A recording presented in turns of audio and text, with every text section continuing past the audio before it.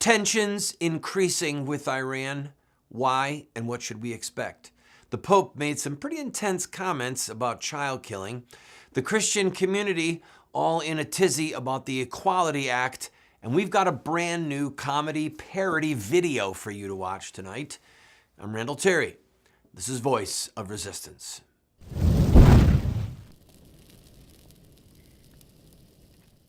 Welcome to the program, friend. I hope that you can stay with me for the whole show. We have a lot of important stuff to talk about.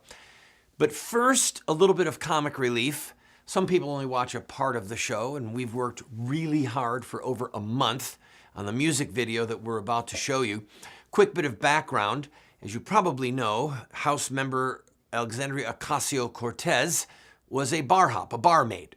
And right after she was elected and then was sworn into office, she released a tweet regarding alcohol and some pithy little phrases about how legislation could be connected in name to certain mixed drinks. Well, that got me to thinking we could do an entire song based upon her serving of alcoholic mixed drinks and her policies. And so hopefully you will laugh at this a little bit. You can see this video again on the YouTube channel called The Terry Train. And oh, look at our clever little graphic. The Terry Train. So I present to you Alexandria Ocasio-Cortez and alcohol.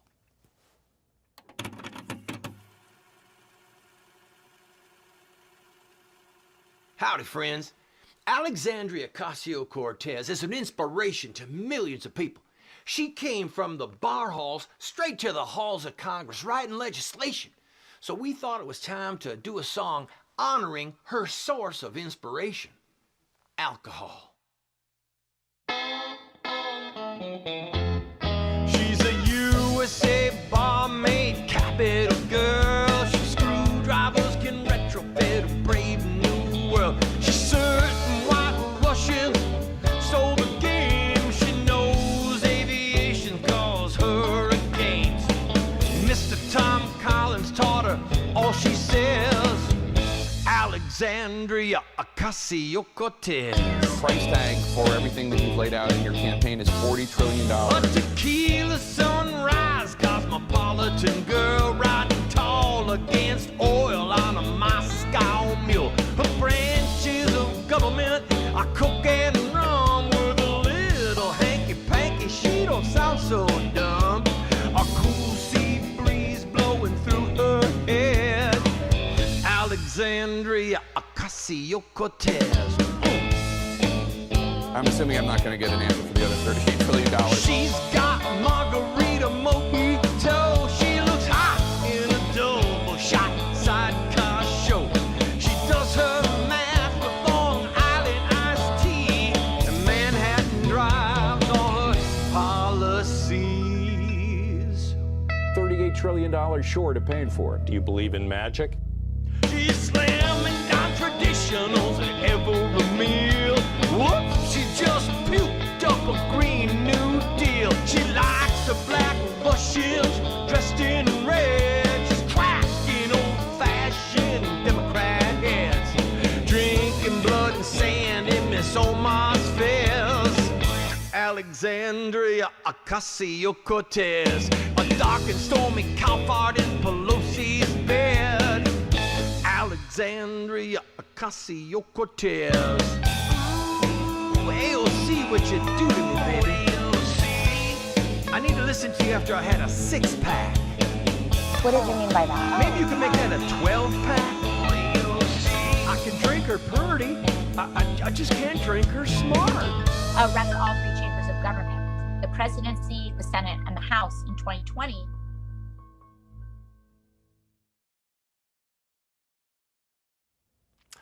I hope you enjoyed it, friend. A lot of work there.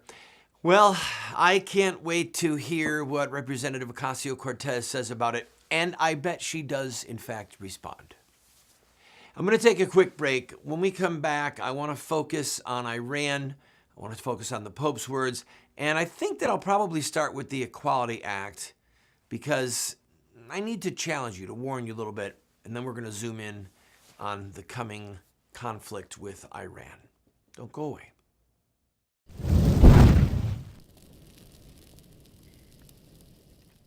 Introducing Roxy Guitar. If you're a guitar or bass player, whether you play acoustic or electric, check out Roxy Guitar. I've been playing for over 40 years and seen guitar stores all over America. I've never seen a store like Roxy Guitar. Roxy Guitar has over 700 guitars in stock, over 1,500 pedals, over 200 amps. For the beginner or price-conscious buyer, there's Michael Kelly guitars. For the serious player or professional, Roxy Guitar has the finest selection of guitar lines I've ever seen. You know I love Warrior guitars. Roxy Guitar has over 100 Warriors in stock. They have Heritage, G&L, Gretsch, John Sears, BC Rich, Duesenberg, Dean, legendary guitars at great prices, including pre-owned Gibsons, Fenders, and more. Let them know you heard about Roxy Guitar from Randall Terry and receive 10% or more off your purchase on select items. Go to roxyguitar.com.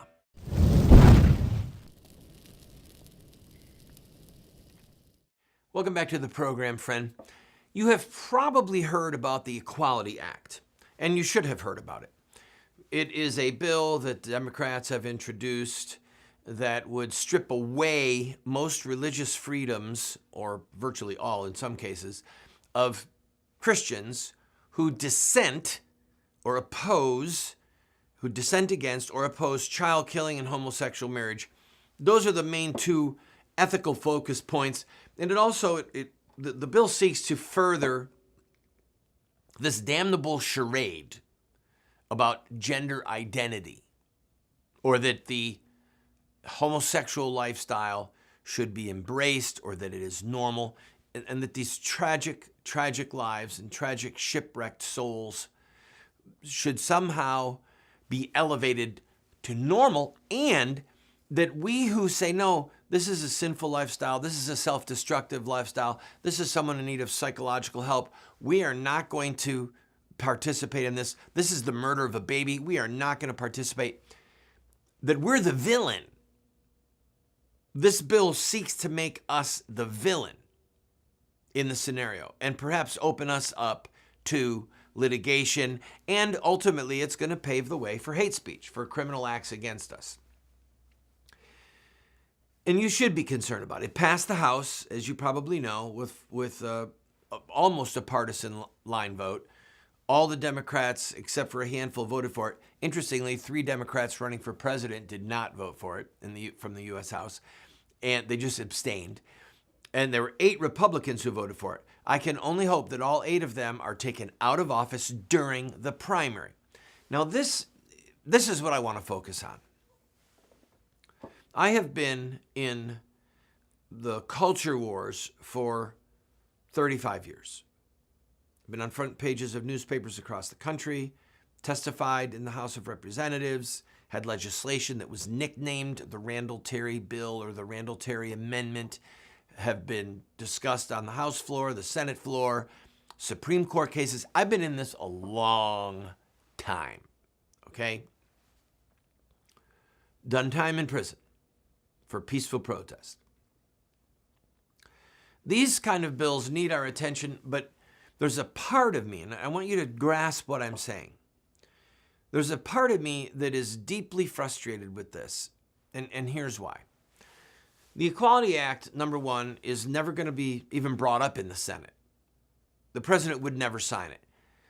So when you see a fundraising letter come in the mail, you have to understand that groups on the religious right are using the Equality Act to push your buttons. And you'll see it on blog sites, websites, and emails. And again, as we should, but the purpose of this bill passing is not to pass it. It passed in the House. It's never going to pass. They knew it would never pass. The purpose of it is to browbeat us further into silence. So here's the thing. You ready? Please stay with me. I want you to stay with the whole show, but listen to me. When's the last time in mixed company, in a church setting, family setting, civic meeting, around the water cooler at work, When's the last time that you publicly spoke against, said something disparaging, negative, biblical, holy, said something against the LGBTQ, and add all the letters you want, their agenda, their movement, their lifestyle? When's the last time you fought against child killing publicly? Please grasp what I'm trying to say to you. I know that I just threw a rock and it hit a bunch of people. We get worked up about things that are at a distance and are never going to come to us, but what's sitting right in front of us, 3,000 babies a day are being killed. What's sitting right in front of us. We're about to lose control of our nation because of illegal immigration. What's sitting right in front of us, a horrific sexual bondage and perversion masquerading as marriage, is here right now. I've got pro-life people telling me to don't talk about Pete Buttigieg, don't go after him, leave the homosexual thing alone. Got people telling me that. Just talk about the babies. In other words, they've already surrendered on that point. They've surrendered. They're perfectly content to not fight. Not fight publicly for the laws of God, for the covenant, the sacrament, the institution of marriage. To not fight against a perversion that brought the destruction of Sodom and Gomorrah. They're perfectly content to let it go. But then when a bill like this comes up, the Equality Act, we get in a tizzy because, oh, this could impact me. We're perfectly content to let the abortion mill in our town operate, slaughter babies, but this bill affects me. Do you see what I'm getting at here? That's one of the reasons that I often don't focus on things like this, because I try to have a realistic view of what's going on, and I don't want to whip people into a frenzy unnecessarily. Pete Buttigieg is a real threat, friends. He's a real threat. Because he is, by his very presence in the political race, he is trying to normalize a demonic, perverse, sick, twisted, tragic, obsessed, addictive behavior. He's a threat. But going out after him publicly, well, then I'm going to look foolish. Then I'm going to hurt someone's feelings. Then I'm going to be ridiculed. And I don't want to do that. So therein lies the problem. These groups won't say a word about Buttigieg. They won't call on people to go out and fight against him. But they'll send out letters and they'll raise money and they'll push our hot buttons over the Equality Act, knowing full well that it's never going to pass. All right, that's my 2 cents. Oppose the Equality Act. Let your senator know. If you live in one of those districts where those 8 Republicans betrayed us, go after them fiercely in the Democratic primary. But bills like this come about because they really show what we're made of, what we are made of. How will we react? What do we do publicly? Not just what do we feel, what checks do we write, what do we talk about inside of our little safe ghetto, but what do we do in the public square? I'll be right back. We've got to talk about Iran. This is a big deal, friends. Hope you'll stay with me. This is actually an area of expertise for your host. Don't go away.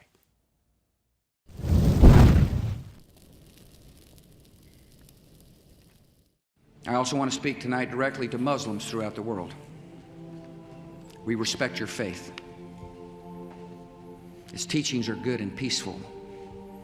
And those who commit evil in the name of Allah blaspheme the name of Allah. We have reaffirmed again and again that the United States is not and never will be at war with Islam. Islam teaches peace. Islam is a religion of peace. They are not Muslims, they are monsters.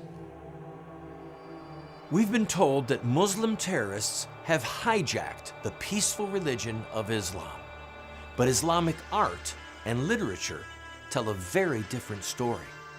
To know the truth, we only have to study the narrative of the founder of Islam, Muhammad, in his own words.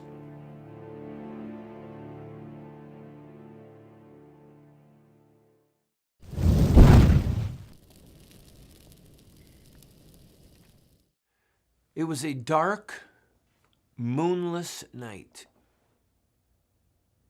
Hundreds and hundreds of men took logs, and on a 6-mile journey, they took boats designed to go in the ocean, and they dragged them out of the water, and using the logs underneath them as wheels, they dragged boats over 6 miles of dry land and put them in a harbor.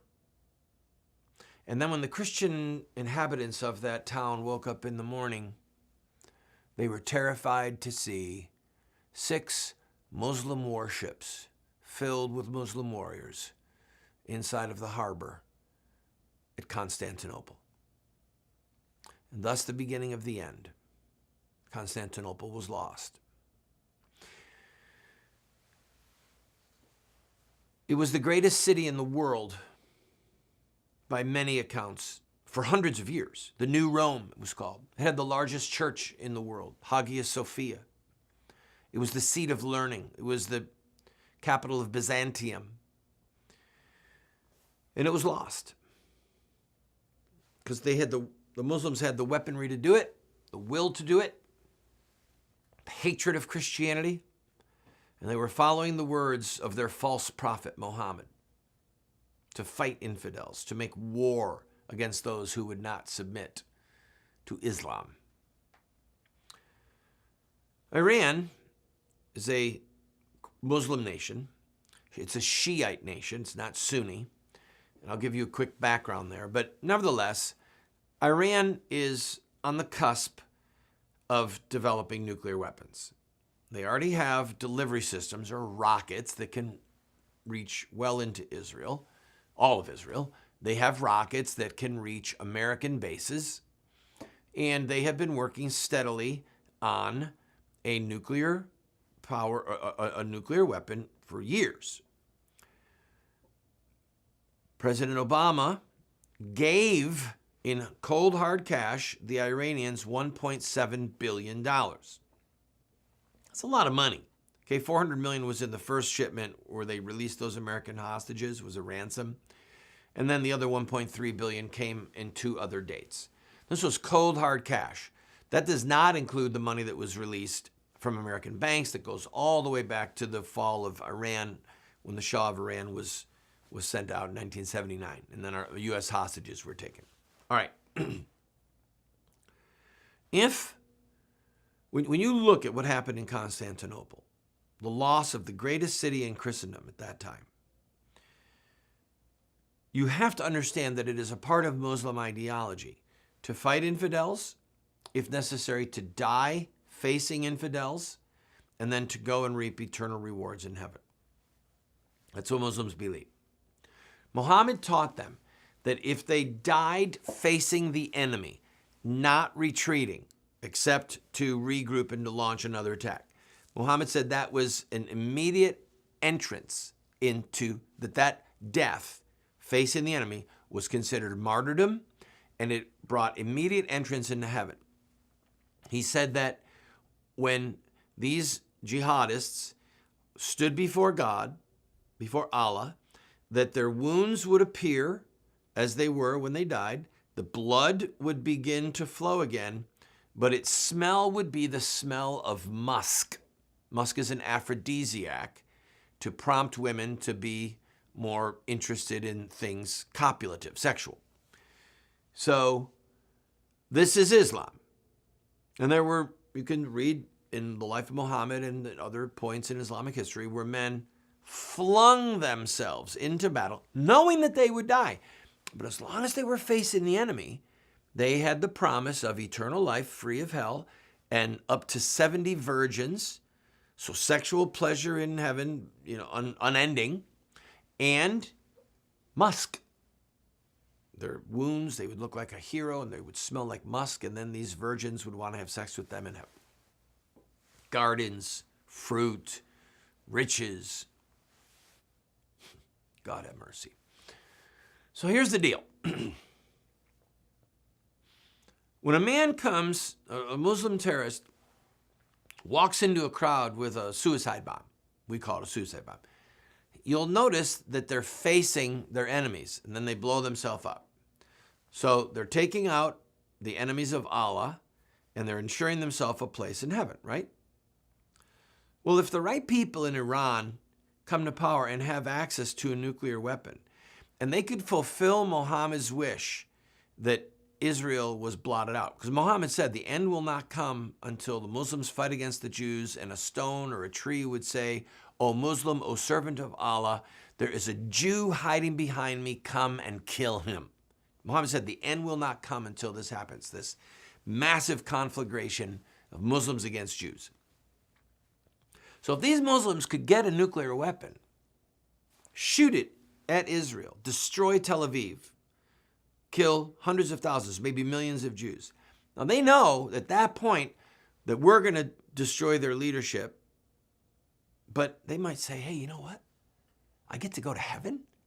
I get to have virgins, paradise, and serve Allah and destroy his enemies. I'll take that deal. That's what we're up against, people. That's how they think. I'll be right back. Please don't go away.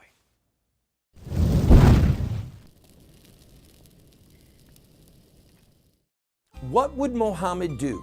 Islamic Terrorism Explained is the best movie series documentary ever produced on the life of Muhammad and Islam. How do I know? Because it's what critics are saying. John Moore, radio host and author, said, I learned more from What Would Mohammed Do about Islam and Islamic terrorism than I've learned from everything I ever read and watched in my entire life. Best-selling author Dr. Bill Warner said, What Would Mohammed Do is the best movie series, TV production on the life of Muhammad and Islamic terrorism that has ever been produced. Friends, this is what the experts are saying. No one has ever done what we've done. I encourage you to get 1, 2, 4 copies. Call 304-289-3700. That's 304-289-3700, or order it at the address or the website that you see on the screen. Introducing Roxy Guitar. If you're a guitar or bass player, whether you play acoustic or electric, check out Roxy Guitar. I've been playing for over 40 years and seen guitar stores all over America. I've never seen a store like Roxy Guitar. Roxy Guitar has over 700 guitars in stock, over 1,500 pedals, over 200 amps. For the beginner or price-conscious buyer, there's Michael Kelly guitars. For the serious player or professional, Roxy Guitar has the finest selection of guitar lines I've ever seen. You know I love Warrior guitars. Roxy Guitar has over 100 Warriors in stock. They have Heritage, G&L, Gretsch, John Sears, BC Rich, Duesenberg, Dean, legendary guitars at great prices, including pre-owned Gibsons, Fenders, and more. Let them know you heard about Roxy Guitar from Randall Terry and receive 10% or more off your purchase on select items. Go to roxyguitar.com.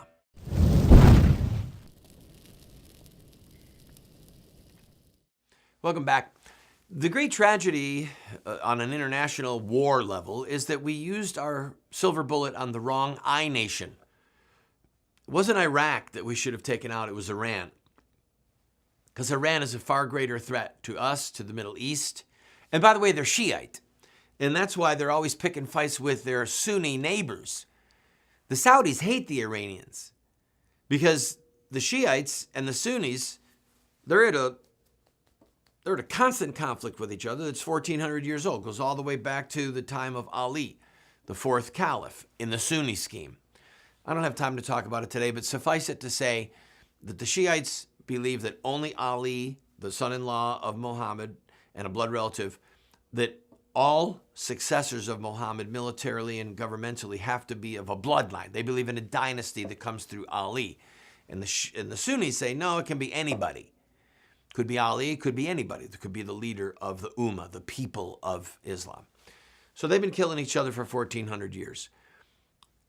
If the Iranians get a nuclear weapon, the Saudis are going to get one. They'll have one in 6 months, okay? Trust me, they will have one. And they probably already have the pathway to get one. It is my conviction that we must stop the Iranians from getting a nuclear weapon, because if they get it, they're going to use it. It's just a matter of time.